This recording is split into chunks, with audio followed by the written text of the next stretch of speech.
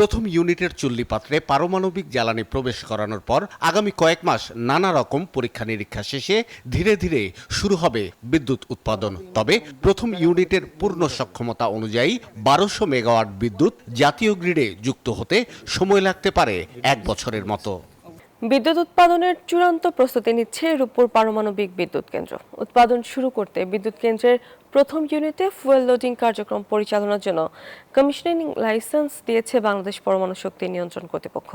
এপ্রিলের শেষ নাগাদ জ্বালানি স্থাপন শুরু হলে পরবর্তী ৩ মাসের মধ্যে পরীক্ষামূলকভাবে বিদ্যুৎ উৎপাদন শুরু হবে দেশের এই প্রথম পারমাণবিক বিদ্যুৎ কেন্দ্র থেকে।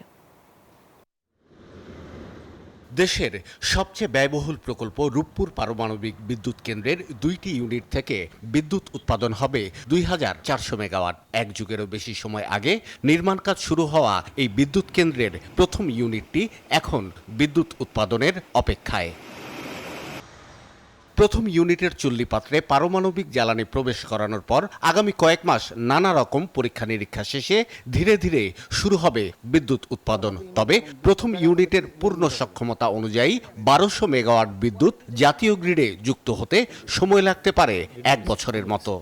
এখন আমরা ইনশাল্লাহ পরবর্তী পদক্ষেপে আগাবো। প্রতিটা স্টেজ ইভেন ফুয়েল লোড করার সময় পরীক্ষা নিরীক্ষা আছে, যেটাকে আমরা কমার্শিয়াল অপারেশন ডিক্লারেশন বলি, সিওডি বলি। তার আগ পর্যন্ত আমাদের সব ক্ষেত্রেই পরীক্ষা নিরীক্ষা আছে।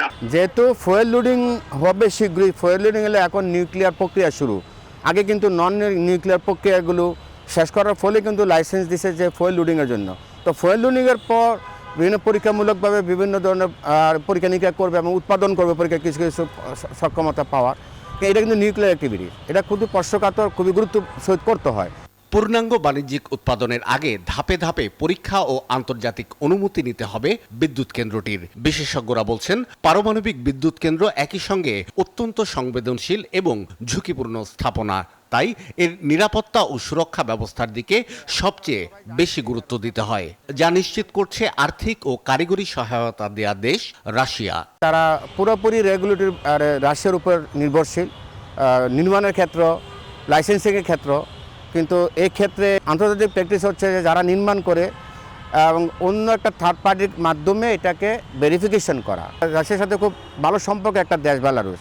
তারা যখন নির্মাণ করেছে তারা কিন্তু রেগুলেটরি যে ওভারসাইট বা একটা তাদের সুপারভাইজারি যে অ্যাক্টিভিটিসগুলো যেখানে গাইড তৈরি করতে যে অ্যাসিস্ট্যান্সটা নিয়েছে, তারা কিন্তু ইয়ার কাছে থেকে আর স্টুকের নিয়েছে ফিনল্যান্ডের, এবং তারা লিথুয়ানিয়ার রেগুলেটরি বডি সাপোর্ট নিয়েছে। ২০১৩ সালে শুরু হওয়া দেশের প্রথম পারমাণবিক বিদ্যুৎ কেন্দ্রের বাণিজ্যিক উৎপাদন শুরু হওয়ার কথা ছিল ২০২৩ সালে।